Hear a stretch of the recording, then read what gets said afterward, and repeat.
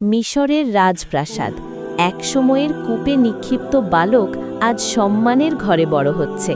সেই ব্যক্তি মিশরের প্রভাবশালী কর্মকর্তা তাকে স্নেহে লালন করল। তফসিরে তিনি পরিচিত আজিজে মিসর নামে। যৌবনের দীপ্তিতে উদ্ভাসিত হলেন ইউসুফ আলাইহিসালাম।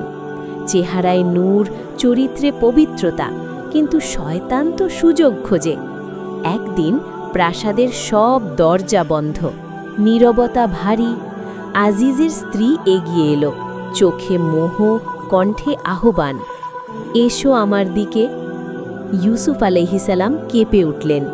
এ ছিল ঈমানের কঠিন পরীক্ষা। তিনি বললেন, মাআযাল্লাহ, আমি আল্লাহর আশ্রয় চাই। আপনার স্বামী আমাকে সম্মান দিয়েছেন, আমি বিশ্বাসঘাতকতা করব না। নারীটি তবু এগিয়ে এলো। ইউসুফ দরজার দিকে দৌড়ালেন, পিছন থেকে তার জামা ছিঁড়ে গেল। ঠিক তখনই দরজা খুলে গেল, স্বামী উপস্থিত। অভিযোগ উঠল ইউসুফের বিরুদ্ধে, কিন্তু আল্লাহ সত্যকে লোকান না। এক সাক্ষীর বুদ্ধিদীপ্ত প্রমাণ, জামা পেছন থেকে ছেঁড়া। সত্য স্পষ্ট হল। আজিজ বুঝলেন, এ তোমাদের নারীদের কৌশল।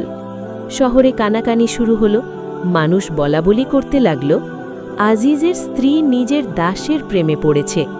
কিন্তু এই কাহিনীর আসল নায়ক কে?